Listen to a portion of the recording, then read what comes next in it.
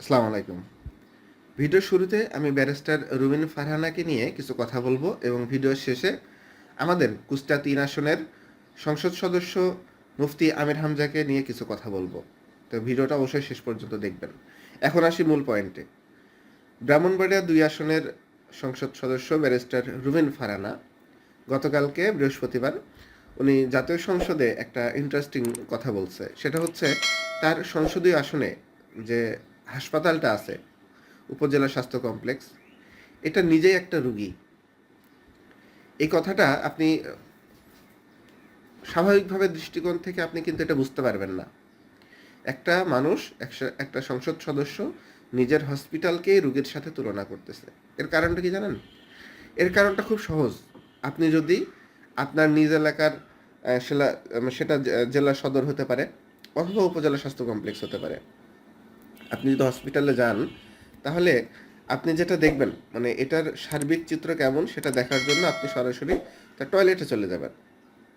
টয়লেটে গেলে বুঝবেন যে ওই হসপিটালের আসলে সামগ্রিক চিত্রটা কীরকম। উনি অত্যন্ত সুন্দর একটা কথা বলছে। ব্যারিস্টার রুবিন ফারহানাকে আমার মোটামুটি অনেক ভালো লাগে। উনি গত ১৭ বছর মানে আওয়ামী লীগের ফুল পিরিয়ড টাইমটাই উনি প্রতিবাদী কণ্ঠ ছিল। আপনারা দেখছেন, যারা আপনারা রাজনীতির ভিডিওগুলো দেখেন তারা জানেন যে অন্যান্য অনেক নেতাই আসছে গেছে, উনি কিন্তু নিজের পয়েন্টে দাঁড়াই থেকে উনি কিন্তু সবসময় প্রতিবাদ করে গেছে। এমন না যে উনি আওয়ামী লীগের বিরুদ্ধে কথা বলছে বলে আমি ওনাকে বাহবা দিচ্ছি। উনি সবসময় অপোজিট পার্টির যেটা কাজ সেই কাজটা উনি কমপ্লিটলি ওনার দায়িত্ব উনি পালন করছে। এখন কথা হলো যে আমি ওনার কোটেশনটা ব্যবহার করলাম এই কারণে যে আসলেই তো শুধু এই ব্রাহ্মণবাড়িয়া ২ আসনের যেটা হচ্ছে যে সরাইল হাসপাতাল নিজে একটা রুগী বলছে, এটা শুধু সরাইলের হসপিটাল না, এটা সারা বাংলাদেশের হসপিটালের চিত্র।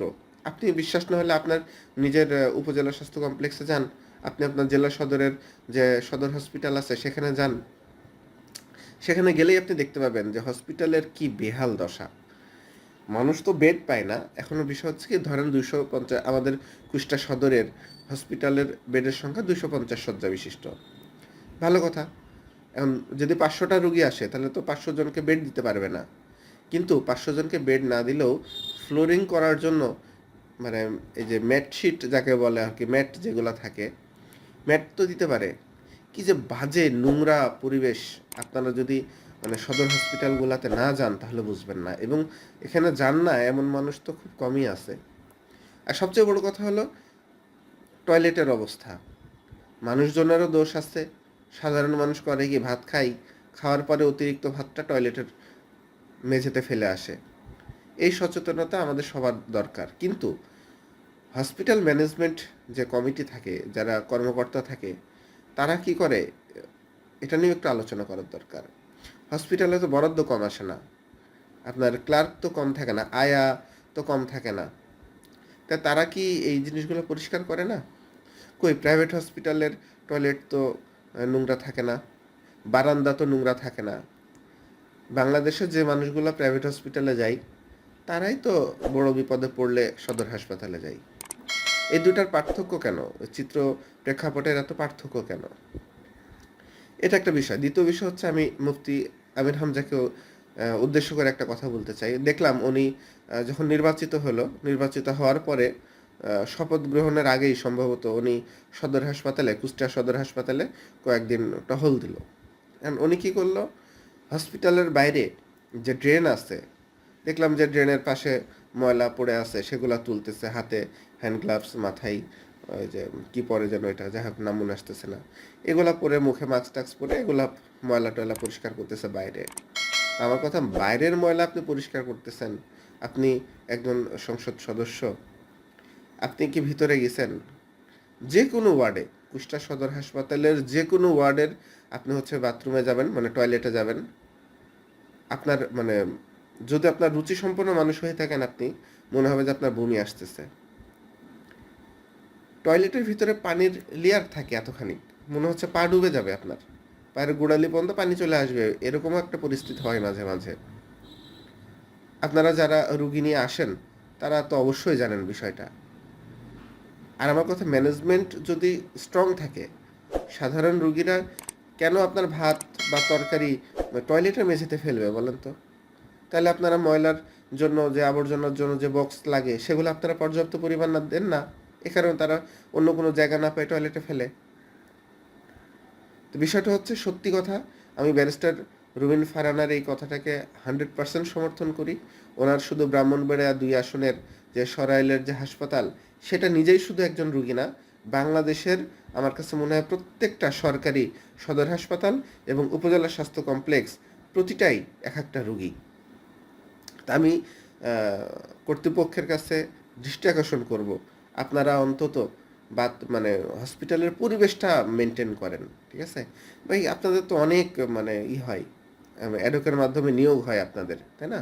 আয়া তো প্রচুর থাকে, এগুলোকে আপনারা কেন মানে প্রপারলি কাজে লাগান না? সেই সাথে আমি বিশেষ করে কুষ্টিয়া সদরের যে এমপি মুফতি আমির হামজা, ওনার প্রতিও আমি আকুল নিবেদন করতেছি, এবং বিএনপির যিনি মনোনীত প্রার্থী হয়েছিলেন ইঞ্জিনিয়ার জাকির হোসেন, তার কাছেও আমি অনুরোধ করব, আপনি ক্ষমতায় আসেন নাই ঠিক আছে, কিন্তু আপনার দল এখন ক্ষমতায় আছে, আপনার পাওয়ার যথেষ্ট। আপনি এরকম মানে যে কাজগুলো করলে মানুষ আপনার প্রতি সন্তুষ্ট থাকবে, মানুষের সেবা হবে, ওই কাজগুলোর দিকে একটু ফোকাস দেন। তাহলে দেখবেন আপনার প্রতি মানুষের আস্থা আবার নতুনভাবে গড়ে উঠবে। তো যারা কুষ্টিয়ার আছেন এবং যারা যেখানেই থেকে আমার ভিডিওটা দেখছেন, অবশ্যই ভিডিওটা শেয়ার করবেন। কারণ কি, এই বিষয়গুলো সংশ্লিষ্ট কর্তৃপক্ষের নজরে আসা দরকার। আমরা যখন আওয়াজ তুলি, যখন জিনিসটা মানুষের কাছে পৌঁছাই, তখন সেই জিনিসের কিন্তু গুরুত্ব তৈরি হয়। আমরা প্রবলেম জানি, কোথায় কোথায় প্রবলেম আছে জানি, কিন্তু আওয়াজ না তোলার কারণে সংশ্লিষ্ট কর্তৃপক্ষ কিন্তু সেই বিষয়ে কোনো স্টেপ নেয় না। বাংলাদেশের একটা বড় সমস্যা হচ্ছে, ছোট হোক বড় হোক, যে বিষয় হোক না কেন, যে বিষয়ে আলোচনা হবে সেই বিষয়টা দেখবেন ইনস্ট্যান্ট সমাধান হয়ে যাবে। তাই আপনাদের কাছে অনুরোধ করব, অবশ্যই অবশ্যই ভিডিওটা শেয়ার করবেন। আপনাদের একটা শেয়ারেই কিন্তু সংশ্লিষ্ট কর্তৃপক্ষের নজরে আসতে পারে ভিডিওটা, এবং তারা কিন্তু বাংলাদেশের যেখানেই যে দেখুক না কেন, তারা দেখবেন যে কিছুদিনের জন্য হলেও এই জায়গাগুলো পরিষ্কার করার চেষ্টা করবে। এবং এই জায়গাগুলো যদি মানে হসপিটালগুলো যদি পরিষ্কার হয়, এটা তো আমার আপনারই উপকার, তাই না বলেন? এই যে গরমকাল আসতেছে, কি পরিমাণ যে আপনার হচ্ছে যে ডেঙ্গুর রোগী হবে আপনি ভাবতে পারবেন না। তার থেকে বড় একটা বিষয় হচ্ছে ডায়রিয়ার রোগী বাড়বে। এই যে গরম পড়া শুরু করছে না, ঠিক আছে? এই যে সামনের মাসে ঈদ হবে, কোরবানির ঈদ, তার আগে পিছে দেখবেন ডায়রিয়ার রুগীতে হসপিটালগুলো লোড। বা এই ডায়রিয়ার যে ওয়ার্ডগুলো থাকে প্রতিটা হসপিটালে, মানে রুচিসম্মত না, একটু পরিষ্কার রাখলেই তো হয়। এটা কঠিন কোনো কাজ না, কিন্তু একেবারে সিম্পল ব্যাপার, শুধু মন মানসিকতার প্রয়োজন, স্বচ্ছতার প্রয়োজন, তাহলেই সম্ভব। এই জন্য আপনাদের কাছে অনুরোধ করবো আবারও, যদি সাপোর্ট করতে ইচ্ছা করে আমার পেজটা ফলো দিয়ে রাখতে পারেন, আর যদি ইউটিউব থেকে দেখেন তাহলে চ্যানেলটা সাবস্ক্রাইব করতে পারেন।